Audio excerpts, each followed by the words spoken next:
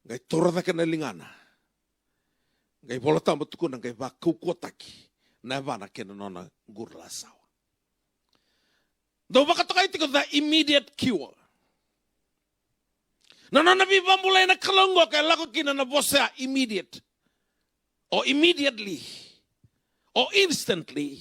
Or suddenly. Ngo na bosingo erambera ke na sekondi. Embera na sauriwa ni mata. Na mana. Na kaukawa ni beisireki. E tiko e na yada isisu. Na buni na guvuna utaka tiko e na vi madhawa. Na yada manango kambaleta. Au senga walanga ni wilika e na ibola tambo. Au apaka dina taka kina nongumbula. Kensa orandini na kensa ni sudu. Tuko na bunuai ni sana mati. Kembala buna nambula ruana madhawa. Kembula orandini. E na yada isisu. Sa oti talango e tolu sa kabulu baka tatanamba ki nambula ni randini. Sa mate tala na bunu wa iko tukuna ni na mate o randini. Balata na beisireki e tiko e na yada itisu. Awa siya tiko mai na vida na madho sa oti ni wa pralasi. Rua na bula sa baka dini taki nusa na pralasi baka dua. O sanga banto ni fingoma na pralasi ya. Balato kilatiko into na yada. Na yada ni tua nantau ni peimbuli. The creator. Kora ni mulia. Na singa ya into na vimbulia yado. O pita toro de ngana lingana. Na kalonga imbulia baka vinaka. Na evana kena nona gurla sawa. Kila ni lailai na nomu kila iko baka takiko. Lebu nona kila iko na kalo. Lailai na nomu kila nomu lenga. Lebu na nona kila take baka vinaka na kalo. Na matailalai ni nomu lenga. Ana kai talatiko maikina na itukutuku ni kwa. Ona senga bantua ni unangai. Madua taka, balato kilana yadangoka, yadandina nga, ni beisireki. O sa tuda ke ko vuna utuke ni kinangoka, balato ko sereki au. Tuna paula ya, tomata valolo me o deme na sereki au menenga no matengo. Ke kakwa, au baka vini ka buana klo, e na buku itisu. Kwa ngai mai sereki au ni sa sereki, ke mundo na lubiana ndo na ngai sereki dina kira. Kalondo beisireki. Immediate cure. Ngai tudake, ngai pakau kotaki na nono gurla sawa. Daronga dheni vola tambo levu era sotava, na bosongo na immediate cure, na buka kantono maki tisu, na buka tambo ni obole katikoya. Isa doraka imbite vio na yalo tambo ne sekondingo, vede bika manina varonga tikumengo na kansa ni sulu, mati ni suka, sa duata ni naimboi sa tarai ke monitu sa bakaira sinra dito so bi ke moniti ko na tamata e bitelo ko na turanga na kalo na takabani ko ando na bi baka mulai mena baka tinendina take kina ni ko e sebera bondo ni bawisau ko na baka mulai ko ni ko malata nangono bi talo ta na buka ke na lawa tambo ni obole katiko kena kerua mendua tiko nona ser mendua langata ke sona tamata rasengani kile ko ya yo ko men langata na ser mer klakini no ko buka na serea na taw sabsaba unclean mer ndo langata tunga taw sabsaba mer ronga na tamata mer ndro kuni do bola kata ya na sigani salanga to ko taw sabsaba randro na tisepeli ndro na levunga endo sabaka to no tunga mai na ndo ni beisereki Salai kai loma lenga tali na buka ngo kai tiki tu revo chisu kai kaya keo ni sabi na kata if you are willing to heal me kama kau ni bina kata mo ni baka mulai yau kai kavango chisu au bina kata I am willing kai tarai koya kai buka basuri na buka au kai tiko the immediate cure na kau marau taka kina na yadhango bala tokoya e yadhangani seko di sarango sengani yadhani baka tobo mangunuwa na viyau na wain mate kasa singrao lestale kongo sengana ba tobo kwa sengani kalonto ba tobo kwa na kaya kava e kandi na todoko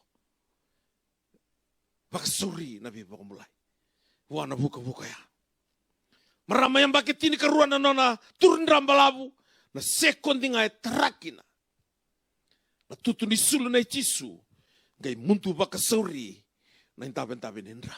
And the flow of her blood was dried up.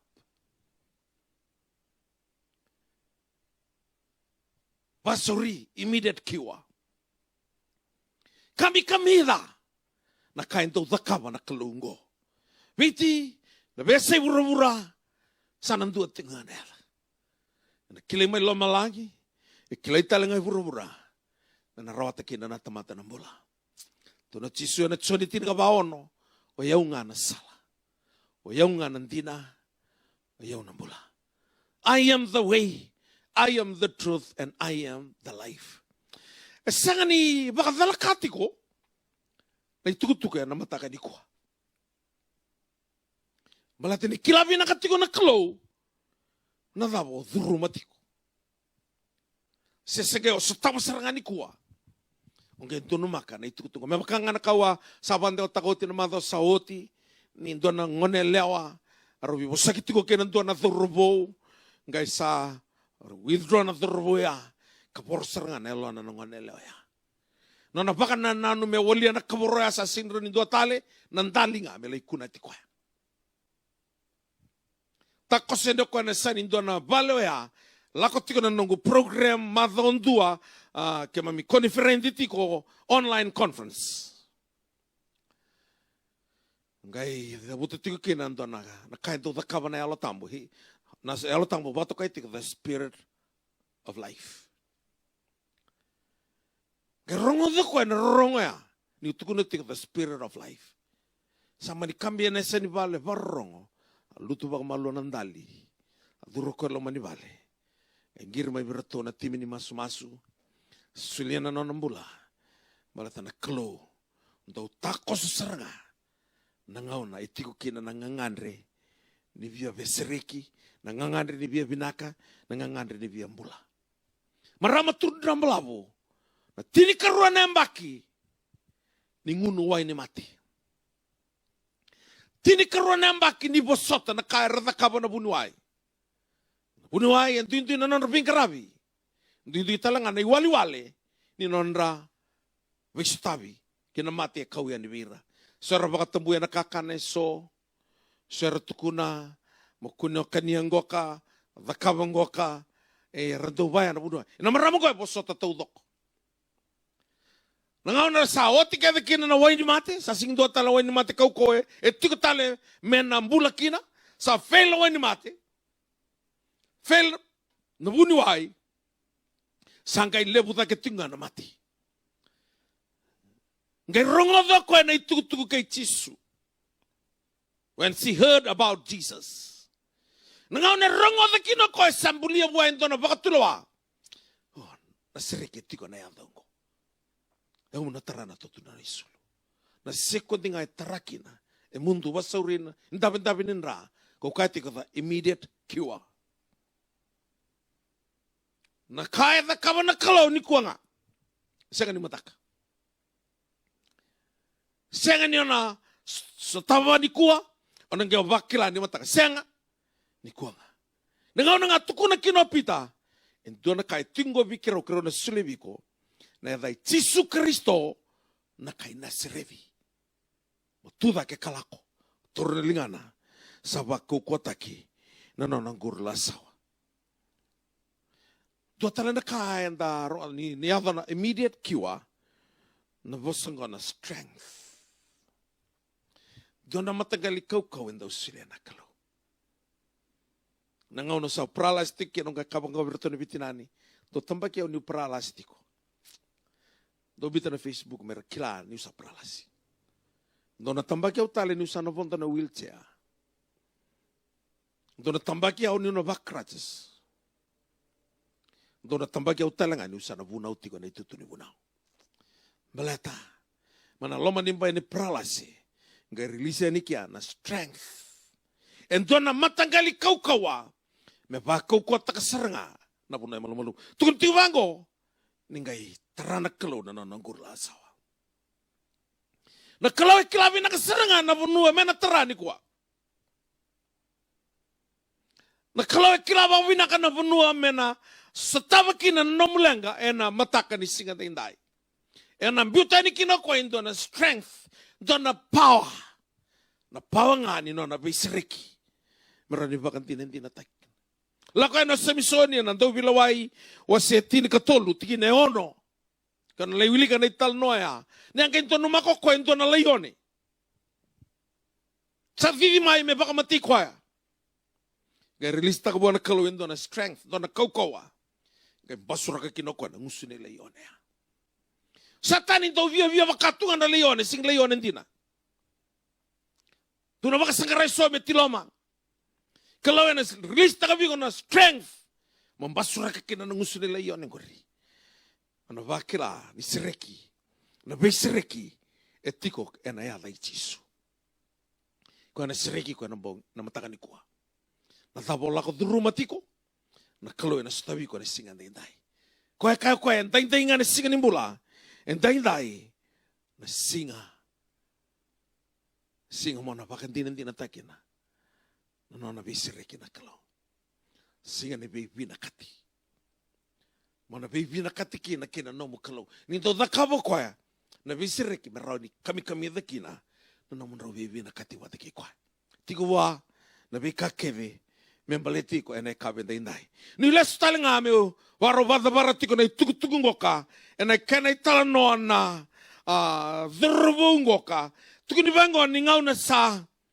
Vakau ko taki kina na bana ngai lande kwa. He was leaping.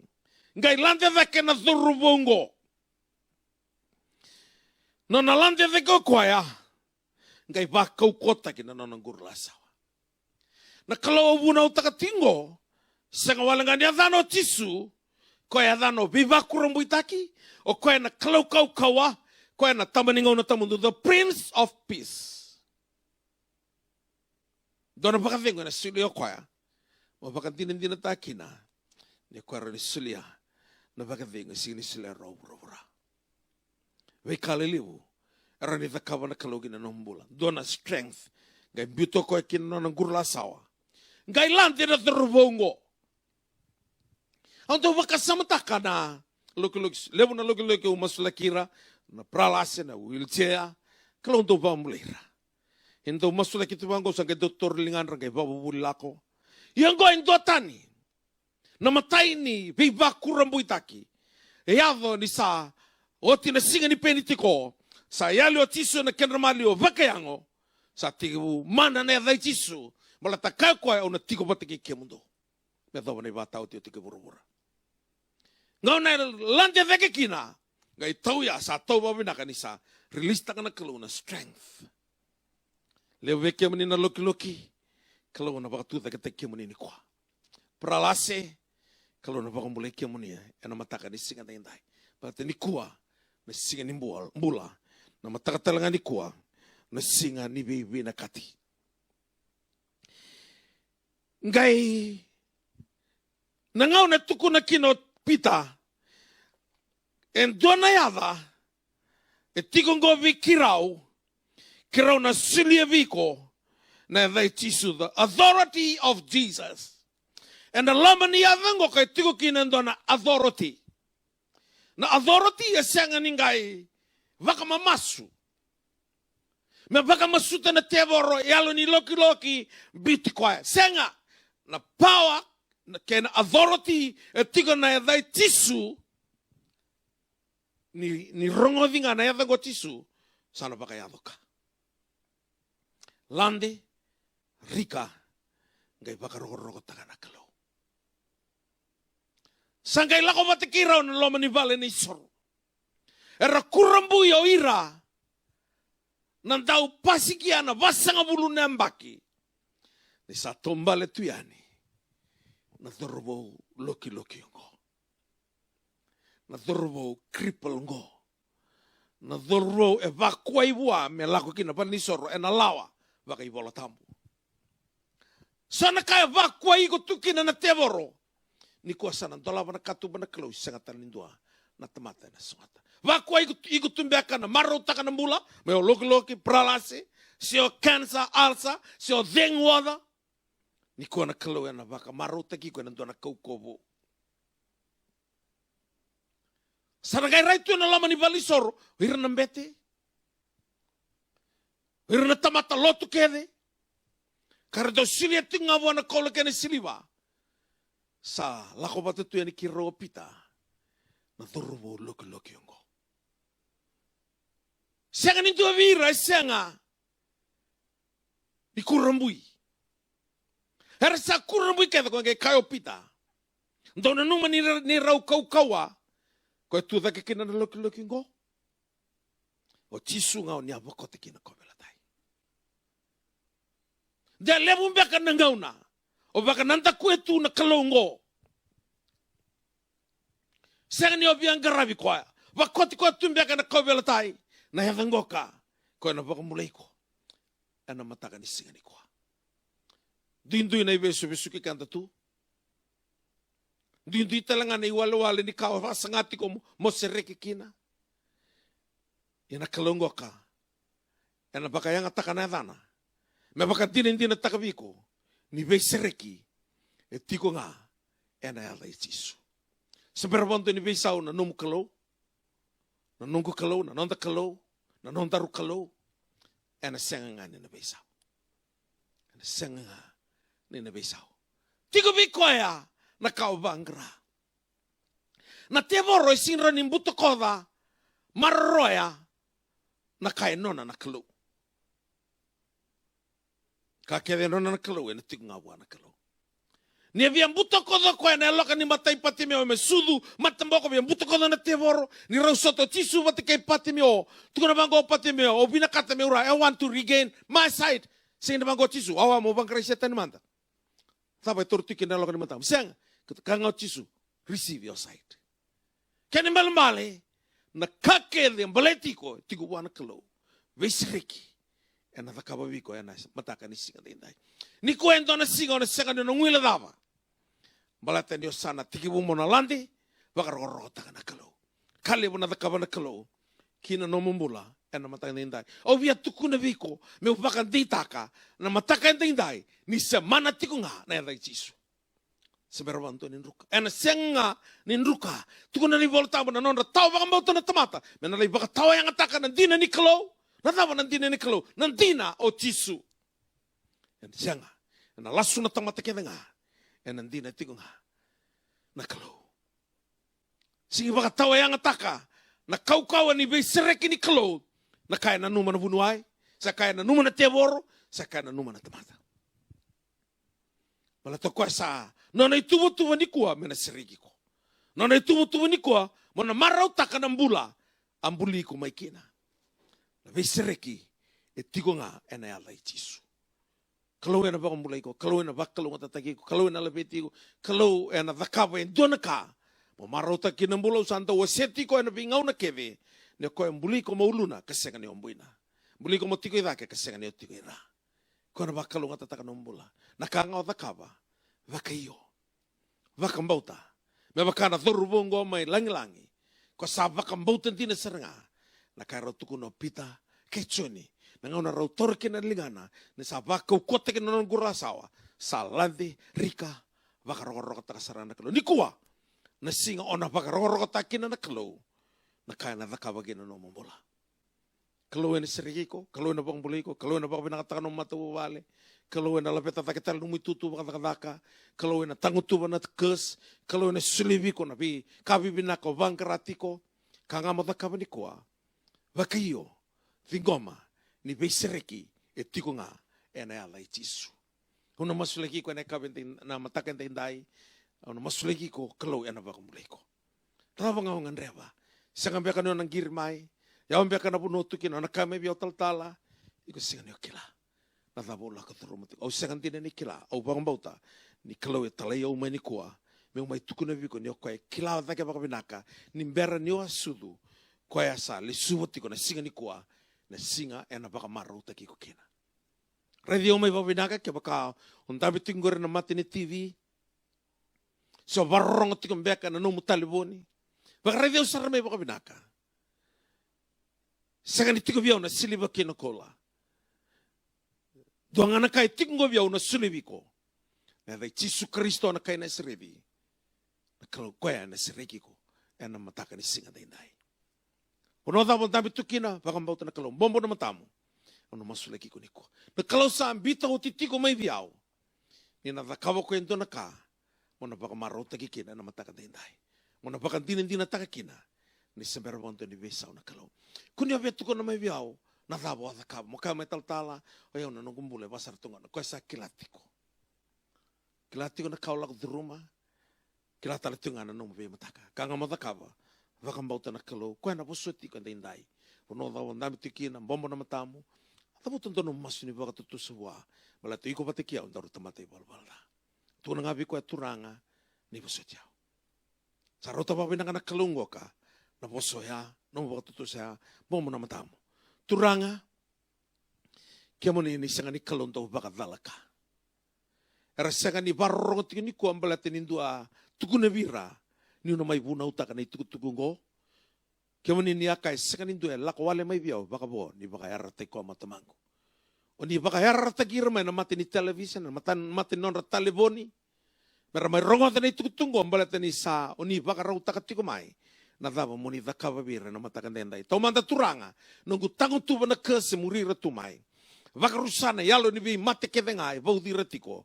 Me bangala taki turanga na yalo ni mate ni suka, yalo ni kansa ni sulu, yalo ni kansa ni katoningone, yalo ni budi ni kete, yalo ni lenga ni liva, na yalo ni lenga ni kidney, na yalo ni matamboko, na yalo e kotama na brain tumor, na yalo e kabara nonrai tiko na mate ni kuli, na yalo e beboroka tiko na mate buvale, yalo ni ndrabua, biutira, e na kau ni adai tisu. Sanga na nomu tiki na ngora vale ni kalau, na pakaroro tiki non rambula na kalau. Lako tani na puno rabu isinga. Igu na puni da. E na kaukau ni adai tisu. Turanga. Au sa sureti kia mani tisu. E na kaukau ni alo tambo. Ni indambe. E na indambe ni bakatulawa. Ni non rambula. Mera bakira ni mbula na sereki. E tiko bikia mani. Turanga. Sereki ira na mataka da indai. Pinakapakale usara. Tango tuwa na kes. Baru sana. Taka ni muto-muto. Ni tarama na ulun raki na bote ni abanra. Na be tiki ni ango matai lalai. Muni sabah kau kota kame bakau ni adakava. E na mate ni bali sorma ilangi-langi. Na wale busaba kila turanga ni santonto na linga mana. Ati kuna bisreki na viva mulai na viva kura muitaki. Ni akai viki mami na kanto na sereke burubura. Au na sereka mai loma langi. Una dabar barro tu mekina. Mo ni sereki mo ni mbula. Ni bakalau ngata taki na kau kwa mana ni atai tisu. Na wale usar turanga na bituku ni alo lelebu. Rasa na tuku ni alo kina na lubia muni. Ni sabi sereki viva mulai. Turanga mami yala takabiki muni. Na beka kedo ni baka doro kina non rambula indai. Ena la betin tokai rokobi ngaki na naenda muni tisu. Na wale usar no muni rongoda na nema mimasu. Na wale na bakalo ngata taka non rambula merende onde ni bakalo ngata taki. La beti merende onde no muni vela beti. Buke ira merende onde talangani no muni ni linga muni merabi buke kina na bibu no kedenga. Emena bakaro rokota kina naenda muni. Ni bakalo ngata taki biti turanga. Bakalo ngata taka na bi mata lotu keda ba Kristo. Ni bakalunga tataka na bindele ni awa turanga. Ni bakalunga tataka na bili utake na loma ni mami matenitu. Ni bakalunga tataka turanga non rambula ni mami kawa. Era tamate ade na besinga ni mataka. Na wale usara na barrongo mene besa urabura. Era na stabi ke mani na bunwa da barrongo mekina. Mani roko bikina na kalo. Na wale bunu mani ronga da na ni mami masu. Mami sa masu atiko na baka pinaka. Na da muni Yesu Kristo na bakambulan tinan dololoma. Duondonga. Amen. Masa keresa kana no muni loloma na loloma i tisu na bakadengo na biba tão de tekini lomuni na kalone ala tambo ni mami ni kua ni mataka ke na vingau na kedanga ka kuasa ngani mundo. Amen. Asuka bikanda na unawe na mataka ndai na screen nga e tigo kina na namba ni telefoni e tolu ke obina kata mo masulaki ndona vitokoni ana buguni no musasanga Rosavul kabatu na yawa na tulo na talibonia. Geritir to mai na italtal ngase, na italtala, erto na masulaki kemuni. Kalau ada setabi kemuni andai. Bakalo ngata te kemuni na turang.